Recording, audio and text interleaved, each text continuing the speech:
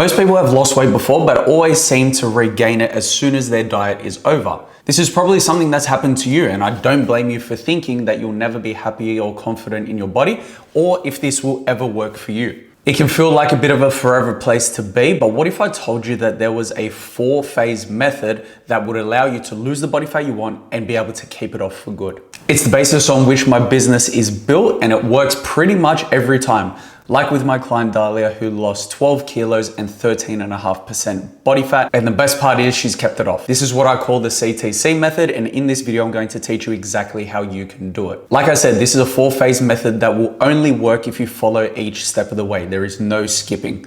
Phase 1 is going to be your prime phase. Now, in this phase, it is going to be where we will build your habits and you will be at a maintenance. Notice how the first step isn't about fat loss whatsoever. In this phase, you are going to build your habits, you're going to build your baselines, and you are going to learn how to not be afraid of eating more calories. I guarantee that when you want to lose weight, you've always been on a lower calorie diet, or you've always taken away some sort of food, like taking away carbohydrates or not eating sugar or not eating some sort of thing where you are restricting yourself in that way. Your thought about fat loss is more than likely going to be about eating less. The problem with that is, and it's the reason why you always regain the weight that you lose, is that you are afraid to eat more calories and are afraid to eat back at a maintenance. Maintenance means that you are eating to your maintenance calories, meaning if you eat there or thereabouts to that, you're neither going to lose or gain weight. This is where your body wants to be majority of the time. And it's where you'll spend majority of your life unless you have another fat loss goal or a muscle or weight gain goal. You'll spend 4 weeks in this phase. And once these baselines are set, then only then do we go into your fat loss phase. And that is what phase 2 is. It's where we are aiming to lose body fat. We take all the habits that you've done. You're going to continue to meal prep. You're going to continue to eat the same foods that you had, just with lower calories. Now, that doesn't mean eating less food where we can. You don't have to pull calories from big places to make a massive change. For example, in your maintenance phase, you could be eating chicken thigh. You could be adding peanut butter to overnight oats. You could be eating regular beef mince instead of extra lean beef mince. By doing that early on and by putting those things forward, you can then make the swap to the leaner cuts of meat. Say, for example, chicken thigh to chicken breast, take away the peanut butter, and then go from a regular beef mince to a lean beef mince. And you've reduced calories, but you're eating the same amount of food. That is what we want to aim for in your fat loss phase. You shouldn't be starving. You shouldn't be lacking energy. You shouldn't be feeling depleted, especially at the start of the process. You want to find ways where we can create a calorie deficit and not a food deficit. That is going to be the key to fat loss success, and it's what makes you be able to stick to it and actually make it pretty enjoyable. There is no reason whatsoever that fat loss needs to be a punish or it needs to be something where you are dreading it. Yes, you do need to make more trade-offs than normal, and you'll have to say no to more things than usual because it has to become a main priority. But it's only for a short period of time. With your fat loss, we want to stay in it only for as long as we need to. And you do this through cycles, and it depends on how much weight you have to lose.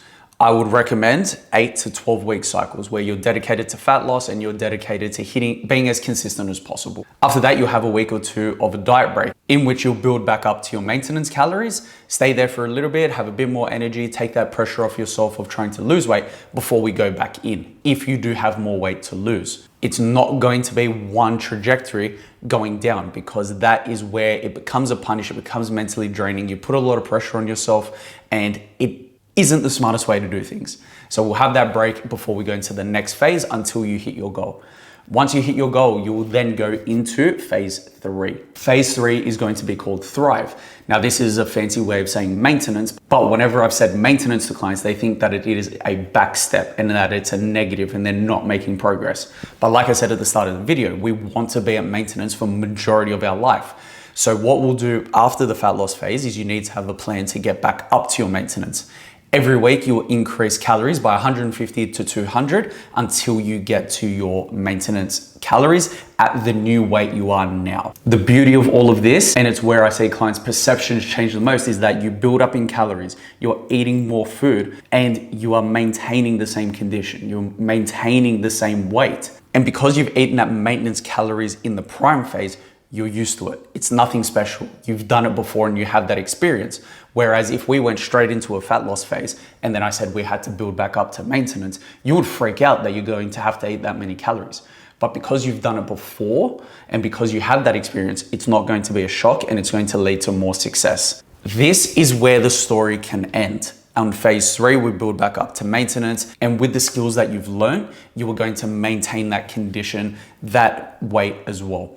Phase 4 is only if you want to take things further. You can either go back into another fat loss phase to get even greater results, or you can turn your focus towards building, trying to build some muscle, trying to gain some weight so that in the next fat loss phase that you go into eventually, you will have more to show for it from there. It's a next level of your result. What you can also do in this stage is to just maintain, to just enjoy maintaining, enjoy training, enjoy eating more food, and enjoy that improved relationship with food. That being that you're not scared to eat calories anymore.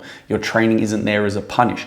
Throughout this whole process, you would have learned so much about food, about training, about yourself and how you see things. And that is how you maintain results after fat loss. But here's the problem. There's no point diving into this system if your baselines aren't in order first. To do this, you need to work on addressing the 5 pillars. And if done so correctly, it makes the CTC method so much simpler to implement and makes your results even greater. So watch this video next and I'll explain what the 5 pillars are and how you can improve them.